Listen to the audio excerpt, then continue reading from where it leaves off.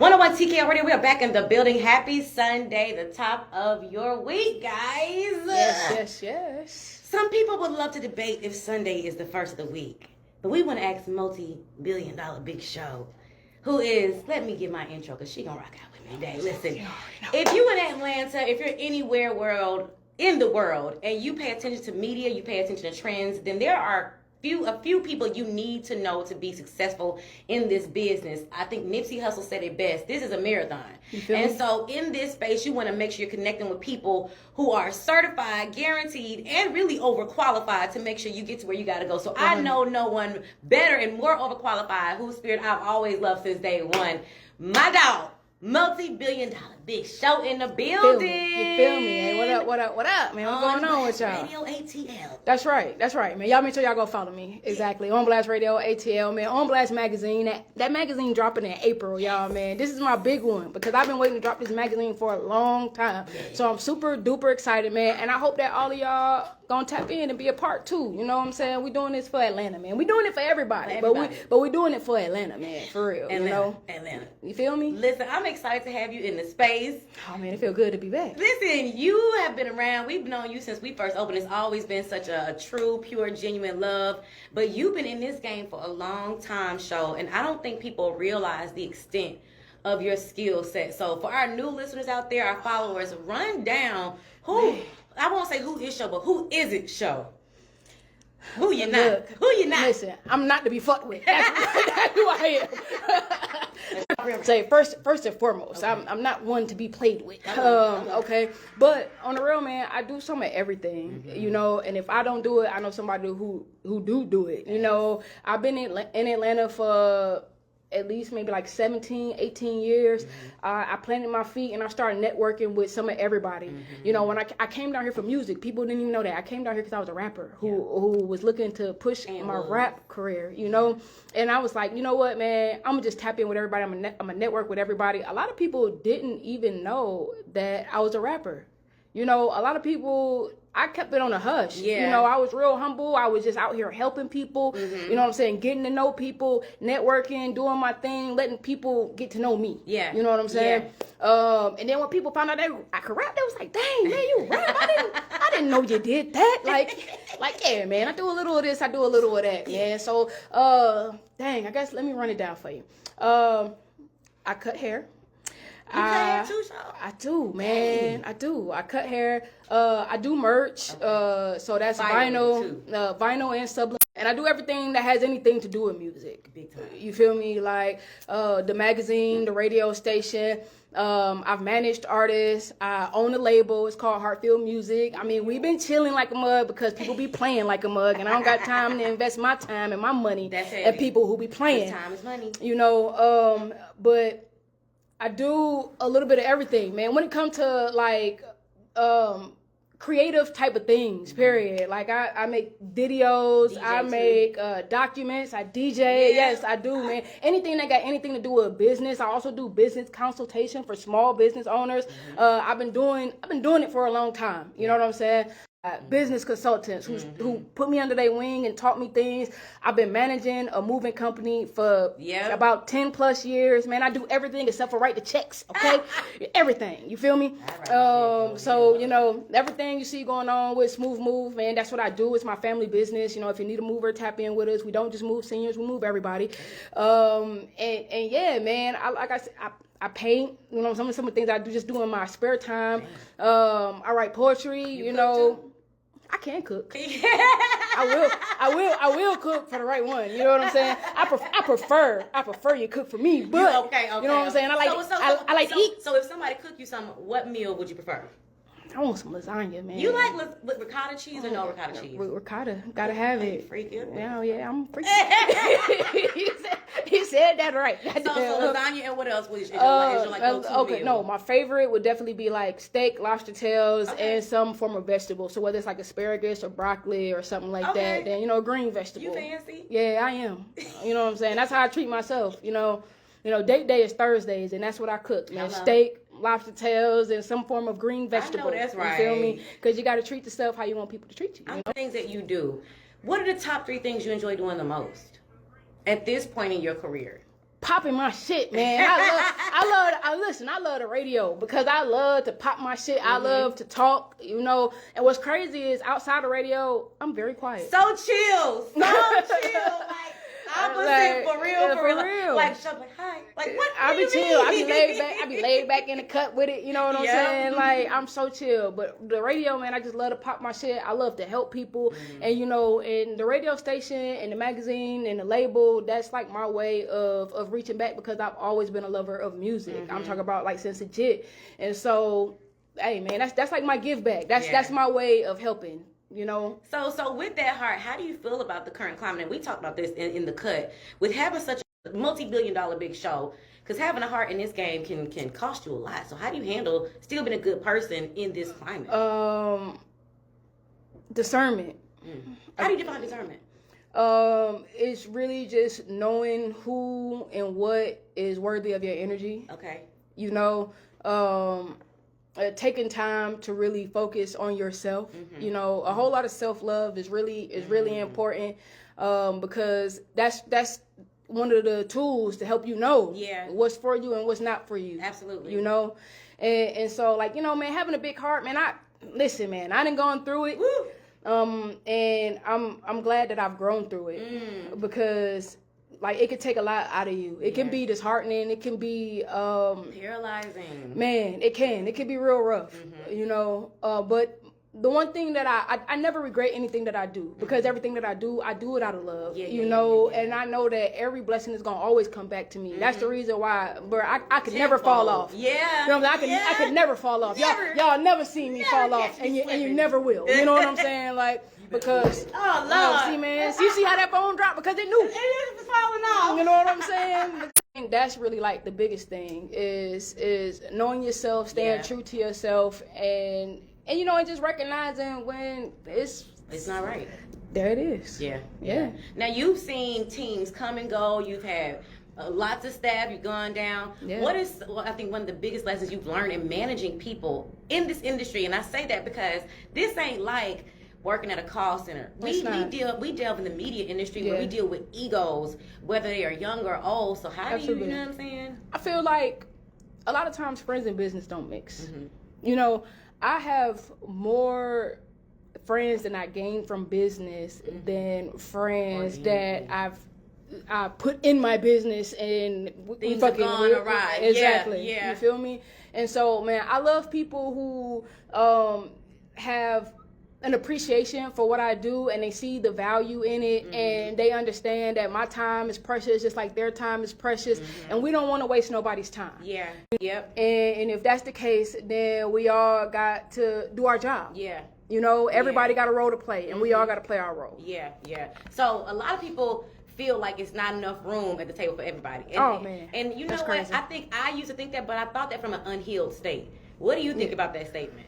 I think that it's so much money out here that we missing out on that y'all don't even understand or recognize, you know. And I think there's even more money when the powers that be come together and create something that is amplified and magnified into greatness. You know, I feel like the people who feel that way, they kind of just like crabs in a barrel, you know, because they don't have an understanding. Like, man, I wrote a post a couple days ago that really says it all. You know, our people don't understand the true essence of our culture. Wow. Where we come from, what we've been through, you know what I'm saying? And everybody is like against one another.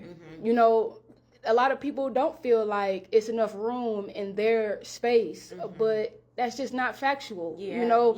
And when we come together, like, it's like a fucking fish, you know what I'm saying? Like, we cool out here individualized. We it's all good. You know what I'm saying? A slap is okay, but a punch is a motherfucker. You feel me? So, and it's straight like that. But people don't understand that. And our people especially, because we've been taught to feel a certain way, you know what I'm saying? Exactly. And that's crazy, man, because guess what? Everything that you hold on tight to, you tend to lose it. So you gotta be willing to give a little, to spend a little, to do whatever's necessary. You gotta put it out there. Exactly, man. You gotta put in the work, you gotta put in the sweat, man. Ain't nothing like some sweat equity. Boy. You know what I'm saying? A lot of people don't understand that. They don't want to put in the work. They don't understand that when you put in that work, it's going to pay off. Yeah. You know? So before we go to our first break, my icebreaker question. What did you think of Kendrick's performance at the Super Bowl? So I'm going to be completely honest with y'all. I did not watch the Super Bowl, but I caught a breakdown of his performance on YouTube. And I thought it was really dope. I thought that it was very necessary. It was something that I needed. I felt like there was a hidden message there, and it wasn't all directed at Drake. I feel like everybody felt like he was taking punches at Drake, and I don't feel like that is what it was. It was way bigger than that, you know. And I think that he really exemplifies what Black unity is. You know. I think that he has a purpose in life to show people how it is when we come together, and I think that performance said a lot towards that. Yeah. I love that. Well, listen, you heard it first. A multi-billion-dollar big show in the building. 101 TK Radio, on Blast Radio ATL. We in the spot together. Make sure y'all download that app. It's you. I'm talking to you, big show. Listen, Drake is back, man. Get my boy. He never left, but what he came out with, I love it because I love when he does a sample because he has a way of singing and rapping with it that I think is just customary to his style. So it makes me appreciate it. It makes me feel like spring and summer again. So I like that song, but there was a lot of songs from the album that he dropped that I was just really like, man, Drake, you kind of hit me with the mediocre this time. Really? You know, because I love Drake and I really be listening. I be listening, and I mean, like, literally, it was like I didn't have to hit skip. But I've been skipping on a couple of the new songs. You know what I'm saying? So what are your top 3 Drake songs? Let me ask you that. My top 3 Drake songs. What is it? Is it called Circadian Rhythm? Is my song. Okay. You know what I'm saying? Because I really feel that. You know what I'm saying? And I got to give it to him with the Rich Baby Daddy song. Okay. Classic. Yeah, and then probably like. Final one. I don't know, man, because it's just so many. It's so many, and then them not even like my top 3, but them just like the ones that's in my head because I was listening to Drake when I was in the gym this morning. Okay. But of course, let me see. I don't know, just pick one. Because I like them all. I'm gonna say Hotline Bling. I like Hotline Bling because it just always puts me in a certain space. She used to call me on myself. Tootsie Slide. Okay, yeah. When I really want to groove, and probably this give me a hug. I like that. Give me a hug. Because there's a line in there that he says, these niggas in the club, they not spending enough. Like, I live for that statement. I think that we overlook that. So, you know what I'm saying? Look, hey, it's a lot of things going on in the world that kind of make it a little preventative for people to really just be spending like they used to be spending. You know what? I'm glad you said that because in your eyes, how expensive is it to run a radio station? To really, man, it's expensive. People, I feel like people don't talk about that, and I don't really know how to even gauge that. Nelly, it's expensive. I feel like people don't even think about it. So I feel like a person who has never had a business or ever really took the time to think about starting a business, they don't have a clear understanding on anything. I learned that just from with my cousin business and having people up under me or whatever. Like, they don't have a real understanding. Everybody think my cousin rich, and it's like, bruh, she's gone like a year and a half without paying herself to make sure that y'all get paid. You know, because carrying a business and staying in business, especially after a real estate crash, after COVID, life. You know what I'm saying? After life, she's dealing with a husband who has Alzheimer's. Wow. You know, and so it's like, you know, life don't stop. But and what's crazy is my cousin was about to let go of her business. She was like, you know what, man, I'm really just thinking about selling it and whatever like that. And then the crazy thing is Trump came in to office. And I told my cousin, and then he hit us with this this bullshit about black people and about And I told my cousin, I went and sat down with him, and I said, man, we can't close our business. You know what I'm saying? Like, we provide too many opportunities to people. Where are people gonna work? Where am I gonna go work at? You know what I'm saying? To where I won't be discriminated against because I'm young, black, a woman, and gay. That's a good you know point. What I'm saying? That's a good point. And so I was like, man, we can't close down our business. On top of the fact that that's how we create generational wealth. That's how we create our legacy. You know what I'm saying? Like, people don't know that my great grandfather was the first black mover in Atlanta. Really? Facts. Now that's major. I don't think I even knew nothing about that like that. Facts. The first black mover in Atlanta. And so my cousin was like, man, you know, she definitely want to carry on the legacy. And I'm like, you know, I'm all about that.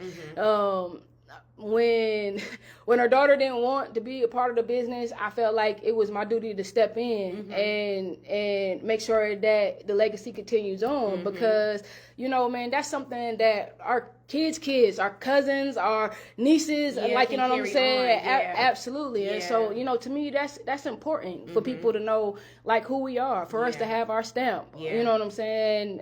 Throughout the world, and then on top of that, to be helping people. You know, that's a whole other layer of it. Absolutely. So in your opinion, what are some of the challenges that you face just being a black woman in a male-dominated industry, especially in media? Because I feel like people spend so much time trying to be a media person. Like, we spend more time fighting than we do getting results. So when it comes to media, I feel like everybody think that it's supposed to be free. Come on. You know, everybody wants you to come out to their events. They want you to come for free. They expect you to get footage. They expect you to share and post it or whatever like that. Like, my bills don't cost money. Like, my gas don't cost money. Like, my equipment don't cost money. You know what I'm saying? Like, my time is time that I could be using doing other things that I'm spending out here, you know what I'm saying, supporting your event, your movement, your whatever. Your you know, vision. exactly. Yeah. And so I think people lose sight of that, you know, and it's crazy because I noticed that even the media people lose sight of that, you know, because even the media people want you to come out and support and be there or whatever like that, and forget how hard it was for them to get to where they I know that's right. started from. You know what I'm saying? And so I think that's like one of the toughest things, that people don't even take into account all the work and dedication that it takes to start any type of business, you know, but then to create opportunities for other people, you know, like, you got to have staff. You got to have, it can't just be you running around the city. That's right. You know what I'm saying? When you have to work to make sure that you're able to buy the equipment, to have the gas in your car, to pay the bills that's going on at home, you know what I'm saying? Like, and people don't understand, and they don't get that. And so, like, that kind of makes it difficult because it feels like you're not valued at all. You know? And so we got to change that. I feel like, you know, every role when it comes to the music industry, everybody has to be paid. And everybody has to understand that, bruh, it's always been pay to play in the music industry. I'm sorry, it is. It is. You know what I'm saying? Business, like, shoot. You got to pay how you weigh, man. And that's just how it is. When you want that promotion, when you want that marketing, when you want people to support you, when you want people to be there for you, you know what? And even if you can't necessarily pay, fair exchange is no robbery. People, bro, I've had people come to my show, you know, people that I've been like, hey man, why don't you just come slide through? I got you, don't even worry about it or whatever like that. And they don't even fucking promote the show. That's you the know worst. what I'm saying? That's like, the worst. They not even subscribed to my YouTube channel At all. You know what I'm saying? Like, and so man, it just make you think like, bruh, this year I've been like, bruh, fuck everybody. You know what I'm saying? Like, I've been telling Jason, like, man, ain't nothing free. We ain't doing nothing free this year. The only thing, let me tell you, the only thing I did that was free was the 12-hour live that I did on my birthday, where I invited everybody to be able to come interview for free. I'll play your music for free. You know what I'm saying? We showing love for free. People who hit me up didn't even fucking show up. I'm sorry, I was breaking. No, man, you know, it is what it is. But people, I'm talking about like people who said, like, yeah, I'm going to be there. People who signed up, people who sent me emails, and we went back and forth and through the whole process. Just to not even show up. I swear I had one live performance. I had one interview. I was live for 12 hours just talking. By the end of the day, By the end of the day, man, my voice was almost gone. I had to work that night. Ooh. I worked the night before. You know what I'm saying? Like, people don't even understand what we go through. And like, bruh, I was working a night shift, working a day shift, and still doing this. You know what I'm saying? Just to make this happen or whatever. Like, just to be able to be there and support y'all, bro, on my birthday for free. And that's the big one, giving back on your birthday. But what, I mean... And it was just like, bro, where was everybody at, man? You know, and I had to tell Jason. Jason was like, you know, we was talking about the event that's coming up. He was like, man, you know, we need to hit up the people that we rock with, and you know what I'm saying? And, you know, maybe we should just let them perform for free. And I'm like, bro, like, how hard do they really rock with us if they gonna come and perform for free? They not gonna pay us for our work. You ain't really rocking. You know what I'm saying? Yeah, you can't really be rocking with me. Yeah, you know what I'm saying? You should know the value I bring. And so the one thing, man, I want to give a big shout out to my homie Meech, because Meech Music showed me this year. I'm not that I didn't know what my worth was, but I invited Meech to come and sit down and do an interview with me. And I'm like, bro, don't worry about it. I got you. He said, nah, you know what, man? I'm gonna pay you because your time is valuable. Come on. And that shit woke me up like a motherfucker. I had to really sit and think, like, bro, you absolutely fucking right. Yeah. You know what I'm saying? Like, and all this stuff that we do, it take time, and I take time out of my day to prepare, to get all these things together for y'all. It's a lot. You know what I'm saying? Mentally. The flyers, the promotion, thank you. Exactly. All that. It take a lot of time. It take a lot of effort. You know what I'm saying? And people feel like you shouldn't be paid for that. And that's crazy. Yeah, nah. You know? The mental weight of what we do and the results that we provide, I don't think people realize how hard it is. And just like you said, you know, me and Nelson, like, we work full-time jobs. People are calling on you all day. Then you got a business and you trying to get this content, push this out, and you want me to come to your event. And like, hold up. This year I am all about, like I said, being intentional. Right. If I'm not getting paid, if I'm not making something happen, I'm good. I'm good on it. Like, I've done it all. And it's like, don't get me wrong, because I rock with the people that really rock with me and really support me or whatever like that. And there will be things that I will do for free and opportunities that I will have for free. But don't just look at me like this a fucking free-for-all. Nah, you know what I'm saying? Because it's not, bro. I dedicate a lot. I invest a lot. You know what I'm saying? Like, I made a post today, bro. Being in media and entertainment, y'all don't even know how much it costs. How much it costs monthly to get a radio station going. How much my DJ equipment costs. How much my cameras cost. How much my tripods cost. How much my microphones cost. You know what I'm saying? Like, how much my office costs that I pay for. You know what I'm saying? You got like, 2 rents. Thank you. Not one, but two rents. You feel me? Like, yeah, people don't understand, man. And sometimes they really don't see the value. And, bro, and that's not cool, man. And, you know, it's funny because people say they want this smoke. They want this walk. But, like, this is not for the weak. You have to be really strong. There are a lot of lonely, quiet moments. It's a lot of doubt that goes through your mind. I was thinking today, I was like, okay, what would my life look like if I didn't own a station? And as much as I would have said, okay, financially, I'd probably be a lot happier. But thanks. But my life would be boring. It wouldn't have a purpose. It would just be, you know what, just getting by. So now I'm choosing to look at it as good problems, because at least I live my life pursuing what I really wanted to do. And there are some people that never stop to move the needle. I can't imagine being like that. It's a lot of people who don't know what their purpose is. They don't know what they're here for. How do you define purpose? And man, to me, it's that thing that really gets you up and gets you going. You know, like, every time I've tried to remove myself from music, it always come back around. And so my favorite phrase is, it always come back to the music. And it don't matter what part of music or whatever like that, what area of music that it is, when you love something and you passionate about it, bro, that shit don't leave you. You know what I'm saying? Like, it's even when you try to push it away, it's just brewing and stirring in your fucking gut. You know what I'm saying? It's like, you can never get away from it. It's chasing you more than you're chasing it. Yeah. You know when what you I'm get saying? still, you finally, okay, I'm gonna go ahead. Look, let me stop playing. Yeah. Let me take this shit serious. Let me go ahead and see what's popping with it. Saying? Yeah, it's almost like mental life, or like life suicide.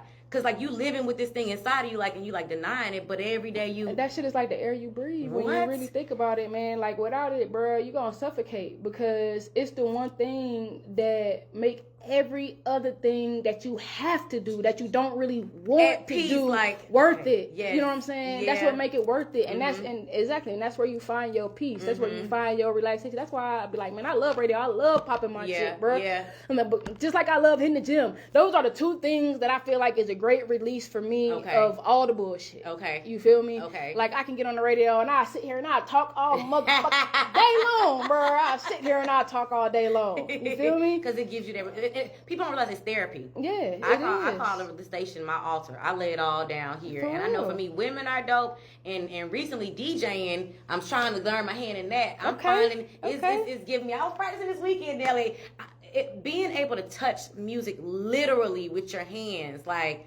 It ain't about being the best one. It's like, I just want to experience music in a different way. You know? And people tend to lock you in on just, when as a creative, whether I paint, draw, cook, sew, whatever I'm doing is going to be done out of creativity. So before we take this last break, what are some ways or some tips that you would just give some entrepreneurs out there that are discouraged and feeling like they're at a plateau with their careers? I just feel like, man, never give up on yourself. You got to know, trust, and believe that whatever dream you have was given to you because it's meant for you, you know? And a lot of times your dreams and your goals, they're not meant for other people. A lot of people won't understand. Don't let people discourage you. Don't let not having the money discourage you. The money will come. You will figure it out. You know what I'm saying? Like, I've been up, I've been down, I've been everywhere in between.